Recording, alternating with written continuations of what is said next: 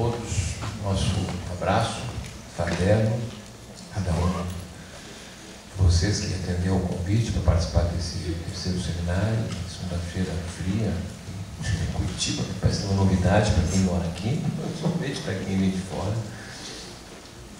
É nossa alegria em poder participar dessa sessão acerca do tema da desigualdade, a satisfação poder mais uma vez estar aqui em Curitiba, especialmente com a professora Celi, que tratou já então profundidade, né, acerca do debate sobre o tema da desigualdade. Eu vou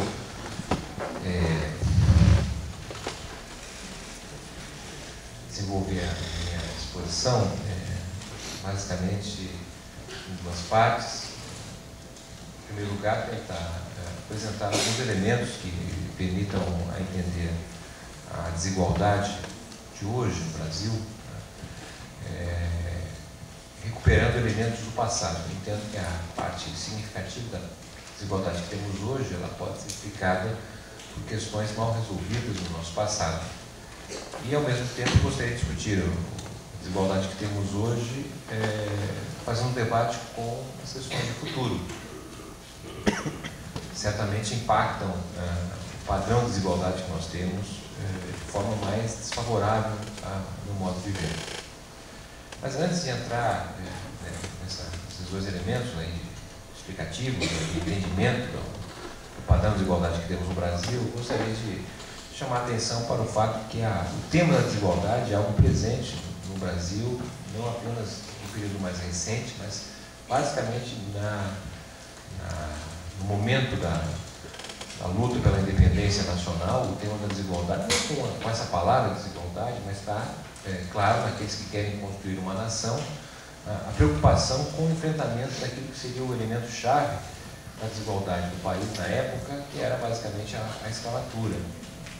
Há uma clareza daqueles que fazem parte, uma parte, pelo menos, do movimento maior da luta pela independência, né, pelo entendimento necessário a respeito das mudanças da estrutura fundiária brasileira e da alteração que concerne o uso do trabalho forçado. O mesmo nós podemos também identificar no movimento já no final do século XIX, associado, vamos assim dizer, aos reformadores sociais da época, aos abolicionistas, que também declaram com clareza a absoluta necessidade do Brasil acabar não apenas com a escravatura, abolir o trabalho escravo, mas ao mesmo tempo desconstruir as instituições que foram as portadoras da escravidão. E a questão da desigualdade tem sido recorrente ao longo da nossa história. No entanto, o tema da desigualdade tem sido muito mais apresentado como algo descritivo, pouco um elemento de ação política, de enfrentamento de fato à desigualdade, a não ser do ponto de vista da retórica, mas de ações que pudessem refletir no enfrentamento real e efetivo ou a desigualdade que temos. Nós não observamos no caso brasileiro e não verificamos por razões de outra ordem. Então, da forma que o debate, eu acho que esse talvez seja o desafio a todas as gerações que estão vivendo nesse início do século, em que medida a discussão da desigualdade de fato está associado a intervenções que possam mudar a realidade brasileira. Temos, no meu modo de ver, uma discussão que foi feita no passado e veio acompanhando ao longo do tempo, em que se trata da desigualdade de uma forma descritiva, abstrata, mas pouco presente na construção de políticas que, de fato, possam alterar a realidade tal como nós conhecemos. Então, é necessário, evidentemente, um esforço muito maior do ponto de vista dos que produzem conhecimento em torno da desigualdade, ter alguma ação mais efetiva do ponto de vista da construção da ação das políticas públicas. O que ajudaria a entender, não é, a desigualdade tal como ela se apresenta no Brasil de hoje?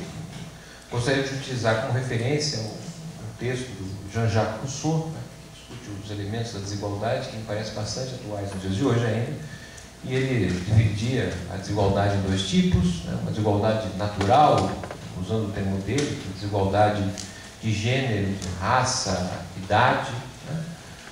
E da desigualdade política, desigualdade construída, né? Construída fundamentalmente pela presença da propriedade. Para Jean-Jacques Rousseau, a desigualdade, né, para além daquilo que ele chamaria de natural, entre homem e mulher, criança, velho, diferentes raças, a desigualdade seria produto justamente de uma construção a partir da existência da propriedade privada. E havendo propriedade, a sociedade teria, né, que conviver com a desigualdade. É nesses termos, né, que eu gostaria de trazer, então, alguns aspectos que, a nosso modo de ver, ajudam a entender por que o Brasil, não é, veio reproduzindo a desigualdade ao longo do tempo, uma desigualdade escandalosa, uma desigualdade que, a despeito de se conhecer, não é, pouco tem impactado do ponto de vista das decisões políticas de maior importância no país ao longo do tempo. Então, se nós compararmos países que não tem tanta desigualdade, nós podemos ver alguns elementos que diferenciam a nossa realidade de outros. A começar pelo fato de que a desigualdade é produto do subdesenvolvimento. Não que os países desenvolvidos não tenham desigualdade, mas nenhum deles tem uma desigualdade tão acentuada e tão intensa como tem os países não desenvolvidos, subdesenvolvidos. Uma das características centrais do subdesenvolvimento é o que os economistas chamam de da heterogeneidade, né, que existe tanto no sistema produtivo, em termos de produtividade, de uma grande empresa, de uma pequena empresa, entre empresas de diferentes setores de atividade econômica. E essa desigualdade, essa heterogeneidade se manifesta do ponto de vista do tipo de ocupação, remuneração e de acesso a políticas públicas. Então, quando nós estamos falando da desigualdade brasileira, nós estamos falando, na verdade, de uma desigualdade que é produto do nosso subdesenvolvimento. E, em grande medida, o nosso subdesenvolvimento, quer dizer, essa desigualdade, que é uma expressão do subdesenvolvimento, evidentemente, não tem uma outra desigualdade que não fosse tão profunda e intensa como nós temos ainda nos dias de hoje. Ela é expressão, né, da condição de país subdesenvolvido que nós somos. Essa desigualdade que nós temos, ela se vincula certamente com o passado. Em primeiro lugar, com a forma com que o Brasil se posiciona em relação ao mundo. O fato de nós sermos um país periférico, nós somos um país do centro dinâmico do capitalismo, nos coloca em condições mais profundas de enfrentamento da desigualdade. O fato do Brasil estar subordinado a um centro dinâmico, embora hoje estejamos vivendo uma realidade um pouco distinta, de deslocamento do centro dinâmico, mas do ponto de vista histórico, não é, a hierarquia que governa o mundo, né, e fez com que a nossa passagem de uma sociedade agrária menos desigual para uma sociedade urbana industrial muito desigual se desse num contexto muito desfavorável, que foi o contexto que nós fundamos as bases da industrialização, a partir dos anos 30. Portanto, a construção da sociedade urbana industrial no Brasil, né, se deu no momento, né, em que o Brasil se encontrou extremamente dependente de tecnologia, do fato de nós termos um país com pouca soberania do ponto de vista do fato que nós não temos uma moeda de curso internacional, que nós não temos um sistema de defesa, que não temos, na verdade, um complexo de produção de tecnologia, produção e difusão de tecnologia que nos faz um país dependente de centros dinâmicos. Então, uma das dificuldades que nós entendemos como é que podemos resolver parte importante das nossas desigualdades se refere à forma como o Brasil se insere no mundo. Quanto mais dependente de tecnologia, dependente de um sistema de defesa, dependente de moeda que não seja a nossa, maiores as dificuldades nós termos um enfrentamento mais adequado do padrão de desigualdade. Um outro elemento, a nosso modo de ver, que ajuda a entender, não é? A desigualdade, tal como nós apresentamos nos dias de hoje, está vinculado, de certa maneira, ao passado, não é? É o reconhecimento que nós não somos um país de cultura democrática. Certo? Nós somos um país de cultura autoritária, da intolerância. O país tem mais de 500 anos de história e não tem ainda 50 anos de experiência democrática. A ausência da democracia, né, faz com que, evidentemente, os interesses maiores, superiores, os privilegiados se mantenham ao longo do tempo. possibilidade da manifestação dos interesses das classes subalternas se colocam sempre de maneira muito parcial. Colocou de muita maneira parcial. Né? Vamos lá, a baixa tradição, né, de uma cultura partidária, né, com capacidade de construir convergências nacionais em torno da problemática da desigualdade, nos fez, na verdade, depositório de interesses que, grande parte das vezes, né, são expressão de interesses outros que não do conjunto da população. Portanto, a nossa dificuldade, né, de convivência com a democracia nos colocou elementos adicionais no enfrentamento da desigualdade. Né? Um fato marcante da ausência de democracia, né, é reconhecer, por exemplo, que o Brasil, em 1889, funda a República, né, mas a escola só se torna republicana, ou passa a se aproximar do que seria uma escola republicana 100 anos depois. Somente com a Constituição de 1988 que se construiu minimamente recursos para que pudéssemos universalizar o acesso ao ensino fundamental. Nós ficamos 100 anos sem ter uma escola republicana. É a base da República, a base da democracia é uma escola com acesso a todos. Ficamos praticamente 100 anos sem ter uma escola fundamental, vamos dizer assim, né? Que oportunizasse acesso às letras, ao mínimo, do ponto de vista de um padrão educacional para um país como o Brasil. Mesmo assim, apesar da Constituição de 88 ter melhorado as condições para que nós pudéssemos universalizar o acesso ao ensino fundamental, né, esse acesso foi condicionado ao não crescimento dos recursos para a educação. Os recursos para a educação, comparativamente ao produto interno bruto, se mantiveram os mesmos desde os anos 80 para cá. Em torno dos 4,1%, 4,3% do PIB. Portanto, é da maior importância o enfrentamento que está se fazendo hoje do Plano Nacional de Educação, que visa aumentar os recursos. Sem aumentar recursos, o que nós podemos fazer não é ampliar o número de vagas com a qualidade decrescente do ensino. Mesmo com o esforço que foi feito, né, de inclusão na educação fundamental, nós temos hoje 400 mil crianças com a idade de até 14 anos de idade fora da escola. Se nós contabilizarmos até os 16 anos de idade, nós temos 3,8 milhões de brasileiros que têm até 16 anos de idade que estão fora da escola. Isso em 2011. A cada 10 brasileiros, nós temos um ainda analfabeto. E temos 45% da população analfabeto funcional.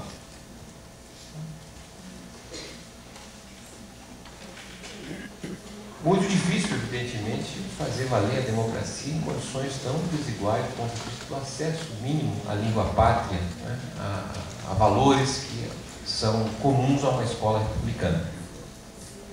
Um terceiro elemento que, no meu modo de ver, ajuda a entender, né, as razões da permanência da desigualdade no Brasil, está a nossa incapacidade de fazermos revolução ou reforma. O Brasil não é um país reformista, muito menos revolucionário. Não tivemos nenhuma experiência de revolução burguesa, muito menos ainda revolução socialista ou comunista. E as revoluções são absolutamente fundamentais para mudar a estrutura de classes. Ao haver alguma ruptura. Aqui no Brasil há uma reprodução da estrutura social, independente do país ser colônia, império, república, ser um país agrário, país urbano industrial, é uma reprodução da mesma estrutura. Se nós tomarmos, os dados sempre são não tão consistentes, né? Mas se nós olharmos os dados da participação dos 10% mais ricos no estoque de riqueza do Brasil, nos últimos 3 séculos não mudaram. Não mudou. A participação dos 10% mais ricos no estoque da riqueza continua sendo ao redor de 70% a 75% da riqueza brasileira. Não mudou. Era no século XVIII, no século XIX e continuou no século XX. Então, um país que não tem experiências de revolução. Tá certo? E muito menos experiências, né, de reformas. O Brasil, na década de 30, né, constrói um projeto urbano industrial praticamente segue a receita, guardada em proporção, de países que anteriormente haviam se industrializado, mas foi incapaz de fazer qualquer reforma que era intrínseca ao projeto de urbanização e industrialização do país. Nós não fizemos, como todo mundo sabe, uma reforma agrária. Nós não democratizamos o acesso à terra no Brasil. Nós temos hoje uma estrutura fundiária que é muito pior do que fora a de 1920, o primeiro levantamento sobre estrutura fundiária brasileira. Ela é muito mais concentrada no Brasil do que era no passado, e ainda tem um agravante de que parte crescente da nossa estrutura fundiária vem sendo adquirida por estrangeiros. Nós temos 2/3 do nosso território que a gente não conhece o seu subsolo. Certamente os que estão comprando a terra conhecem muito bem por que estão comprando. Essa estrutura fundiária concentrada, gera um efeito político de grande importância. Por exemplo, nós temos 40 mil proprietários rurais que concentram 50% da terra agriculturável no Brasil. Esses 40 mil proprietários rurais elegem a cada 4 anos cerca de 100 a 120 deputados federais que os representam. 40 mil. De outro lado, nós temos 14 milhões de trabalhadores rurais submetidos à chamada agricultura familiar, que de 4 em 4 anos conseguem eleger de 6 a 10 deputados. Essa é a correlação de forças que resulta justamente de uma estrutura fundiária extremamente perversa. Em segundo lugar, não fizemos a reforma tributária. Não construímos um fundo público, financiador das políticas públicas, digno de nome. A exemplo dos países desenvolvidos, que todos fizeram reforma tributária. Isto é, os ricos começaram a pagar impostos. Agora, mais recentemente, até eles estão meio encabulados, estão dizendo que tem que até pagar um pouco mais de impostos. Isso lá nos Estados Unidos, na Alemanha, na França. Aqui no Brasil, a gente nem sabe quem são os ricos, porque eles não aparecem. Os ricos no Brasil não pagam impostos. Quem tem automóvel aqui sabe que paga um imposto chamado IPVA. Imposto, que atinge os veículos automotores. Bom, mas quem tem lancha, quem tem avião, quem tem helicóptero, não paga nada. Quem tem propriedade rural, tem um imposto chamado ITR, mas também é só para inglês ver.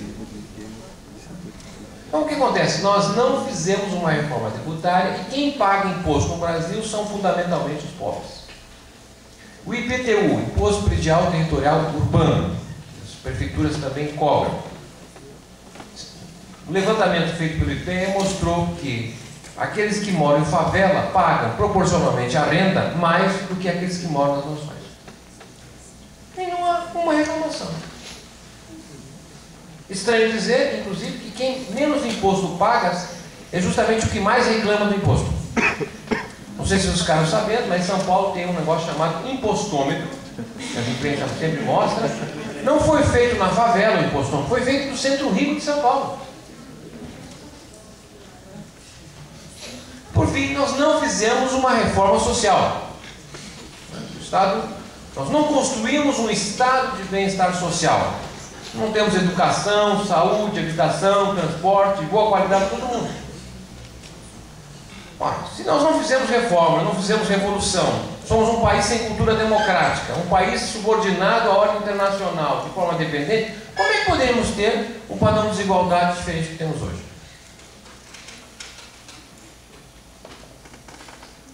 Muito difícil. Primeiro porque a questão da desigualdade não se apresenta como manifestação política. Não há greves em relação à desigualdade, não há pressão social. Desigualdade é um fato descritivo, as pessoas vão, que é vergonha no Brasil. No próximo ponto, não gera manifestação, não gera atenção. O fato de nós não termos tido nem reforma, nem revolução burguesa, nos deu uma sociedade civil muito débil, muito enfraquecida. Muito fácil de ser cooptado. Portanto, evidentemente que há muito mais razões, estou aqui simplificando, até por função do tempo, e queria então entrar na segunda parte, que é o seguinte: são os aspectos da desigualdade que nós temos hoje que nos vinculam com o futuro. Nós não vamos poder mudar o passado já está dado, podemos até procurar entendê-lo.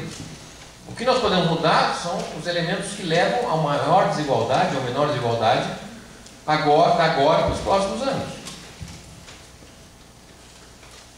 E eu quero começar chamando a atenção para o fato que o tema da desigualdade, tal como está sendo tratado no Brasil, né, está inserido num contexto de profunda alienação. O quadro de alienação do debate de desigualdade no Brasil é calamitoso. E, em grande medida, tem a ver com a forma com que as ciências sociais no Brasil produzem conhecimento. As ciências sociais, tal como hoje existe, aprofundam a alienação. E por que isso? Porque as ciências sociais estão, na verdade, sustentadas num quadro de enorme fragmentação, enorme setorialização. As ciências sociais não produzem conhecimento com base numa unidade, e sim numa base de uma especialização. Evidentemente que isso não é uma especificidade brasileira.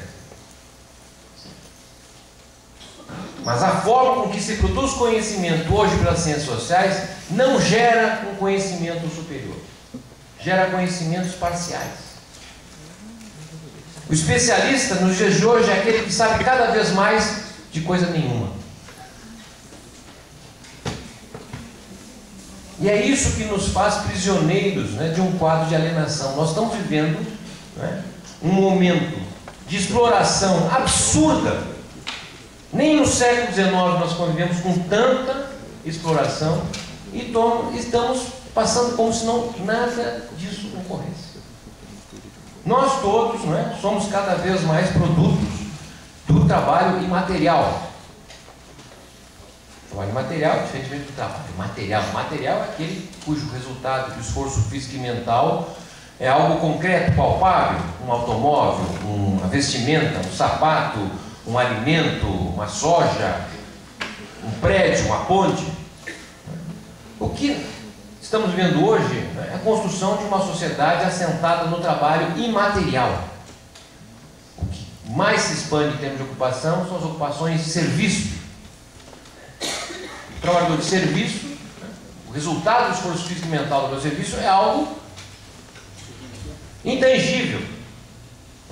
Pode não parecer, mas a sério com certeza, mas o meu pode não parecer, o que estou fazendo aqui é trabalho.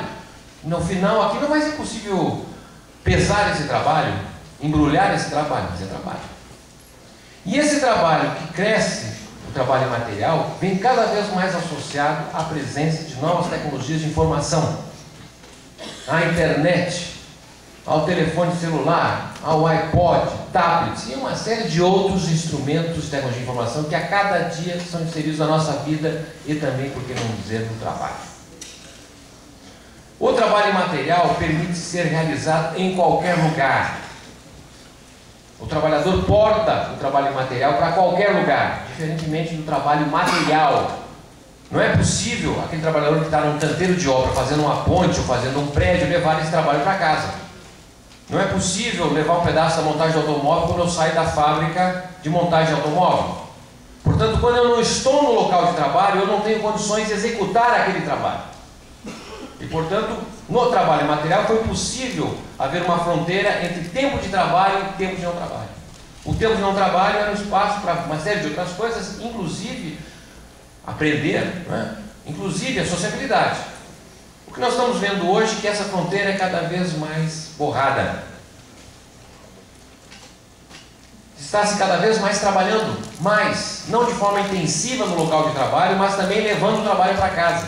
É comum ver, não é, muitas vezes, um trabalhador receber, né, da empresa um telefone celular, um computador, e ele vai ficar muitas vezes feliz, né? Bom, realmente, até que enfim a empresa, né, me valorizou e agora tem um telefone corporativo. Mal sabe ele que vai trabalhar muito mais a qualquer horário.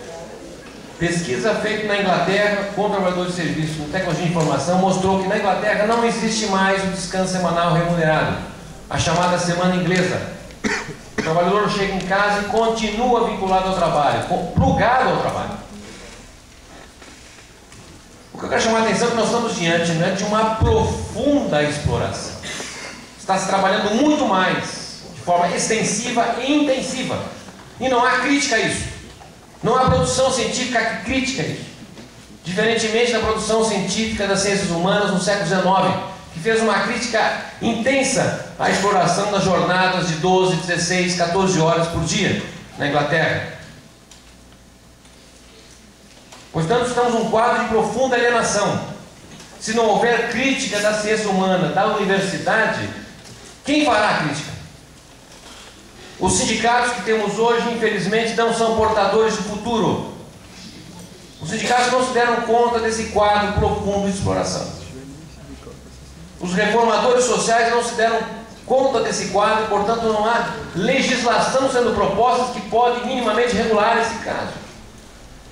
Não há razão alguma que explique trabalhar mais do que 12 horas por semana. E quando se fala como isso, até parece que tem que falar meio devagar, porque as pessoas falam, o que é isso? Agora vagabundagem? Só 12 horas por semana? O que está pensando?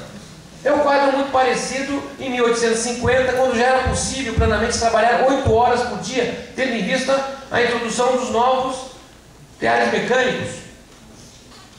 Não havia razão alguma que justificasse alguém trabalhar mais do que 8 horas.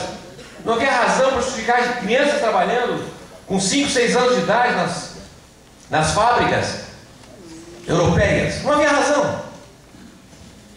Foi necessária uma crítica à teoria social, uma crítica política, uma crítica das instituições, para que pudesse 20, 30, 40, 50 anos se alçar a condição de uma jornada de 8 horas. Então esse é um elemento, ao nosso modo de ver, muito importante, que é um balanço acerca do que nós estamos fazendo. Qual é a nossa contribuição para o enfrentamento da desigualdade? É contemplativa, descritiva? Ou é uma intervenção de fato nessa realidade? A mudança na base do trabalho é fonte geradora de maior desigualdade. Porque essa sociedade do trabalho imaterial pressupõe uma educação completamente diferente do que nós temos hoje. A educação que nós temos hoje é reprodutora do passado. É uma educação de quem só estuda são as crianças, os adolescentes e alguns jovens que chegam à universidade, porque a universidade e o ensino superior é o piso. Piso para 5, 6, 10% da população e não precisava ninguém. A educação só serve para as fases etárias precoces. Toda vez que se vira adulto, ninguém mais abre um livro, não precisa estudar, já sabe tudo.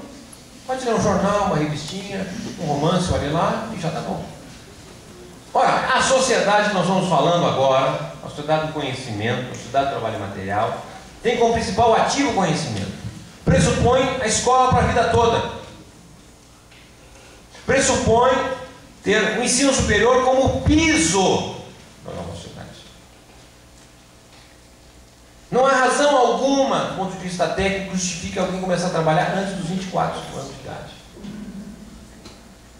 No Brasil, dificilmente algum filho de rico começa a trabalhar antes de ter completado o ensino de graduação, quando não após a graduação.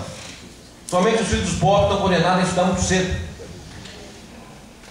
E aí nós temos aquele segmento que consegue trabalhar e estudar, que são os verdadeiros heróis brasileiros.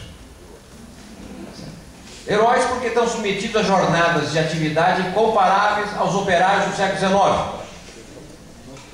É gente comprometida com 8 horas de trabalho diário, dependendo da cidade, trabalha 2 a 4 horas, gasta 2 a 4 horas de deslocamento da casa do trabalho e ainda mais 4 horas de frequência escolar. São 16 horas só com essas atividades, sem tomar banho, alimentação. Quando ele vai estudar mesmo?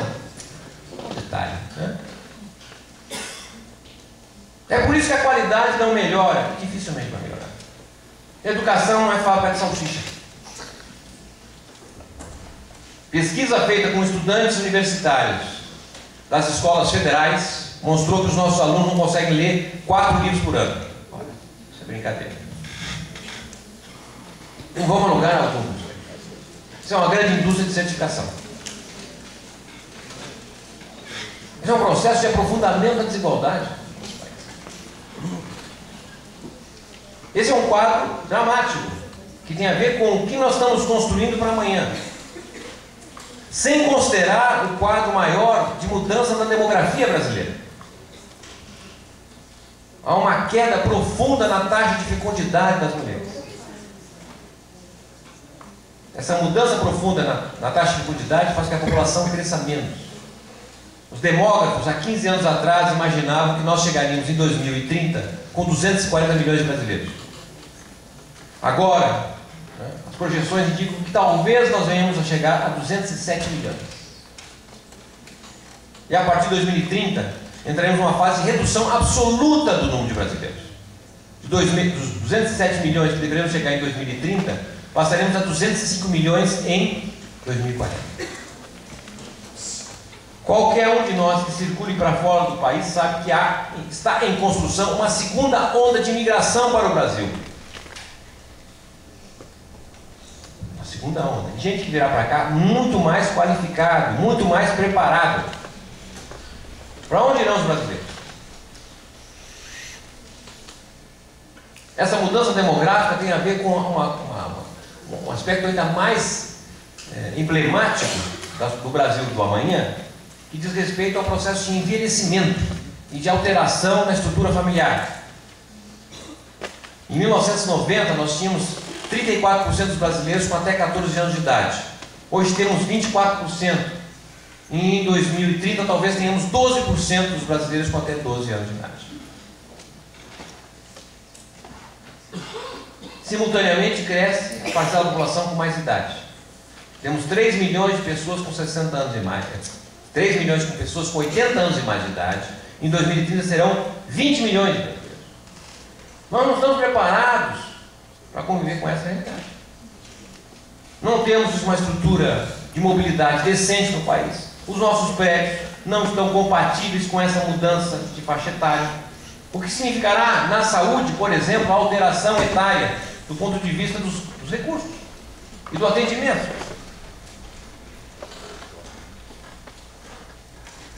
Uma estrutura familiar que é cada vez mais a presença das chamadas famílias monoparentais, de um adulto e uma criança. Geralmente esse adulto constituído de uma pessoa idosa, quando não uma mulher. Essa estrutura familiar não terá a mínima condição de sustentar o envelhecimento dos próximos, como atualmente às vezes ainda ocorre no Brasil. Muitas vezes uma família acolhe o sogro, a sogra, o pai, a mãe, a tia.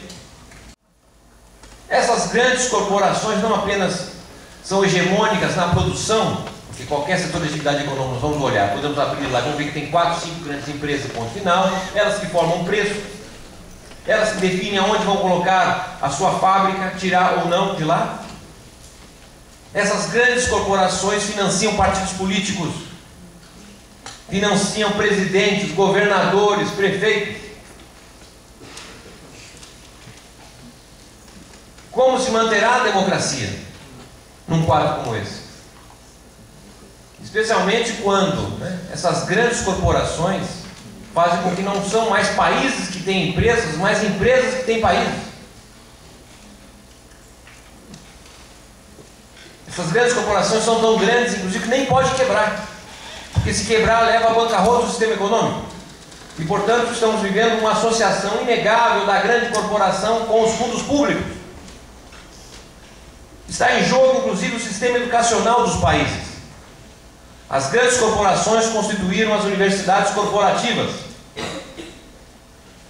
Se nós somarmos só das 400 maiores empresas que operam no Brasil, os recursos que gastam nas suas chamadas universidades corporativas, a soma de recursos equivale a 1% do PIB. Que equivale, por outro lado, a 25% de tudo que nós gastamos em educação no país. No ano passado, só a Petrobras comprometeu 400 milhões de reais na formação, preparação para todo da vida dos seus trabalhadores, 50 mil trabalhadores. No ano passado, o Brasil gastou no seu maior programa de qualificação profissional, conduzido pelo Ministério do Trabalho, com recurso do Fundo de Amparo ao Trabalhador, 130 milhões de reais. Esse é um quadro dramático. Nós vamos estudar, não é na Universidade Federal ou particular YXZ, ou vamos estudar na Universidade da Petrobras, que vai garantir o emprego.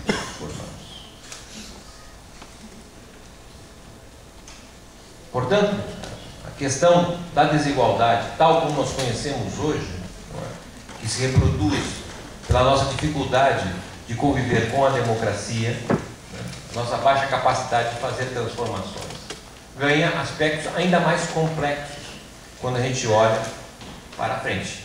Isso não é uma fala, né, de desmotivação.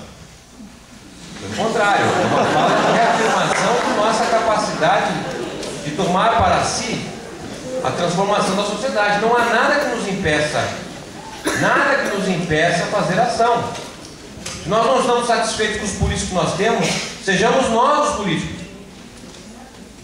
Não há outra alternativa que não seja pelo regime democrático. O Brasil precisa de partidos políticos que representem a sociedade, que construam convergências. Vivemos um quadro, né, que sobram partidos, mas faltam ideias. Se dizia há 20 anos atrás que nós tínhamos as ideias, mas não tínhamos votos. Hoje nós temos votos, já as ideias. Esse é o grande espaço da pesquisa, da docência, do estudo. Esse é um espaço inegável. Não é da irrelevância. Não há nada que nos impeça a ajudar a transformar o Brasil. Estamos vivendo 26 anos de regime democrático. Nunca antes, no Brasil, não diria alguém antes, tivemos um período democrático tão longo. A respeito de ser uma democracia muito mais representativa do que participativa, mas nunca tivemos essa experiência. Não há nada que nos impeça a construir algo diferente.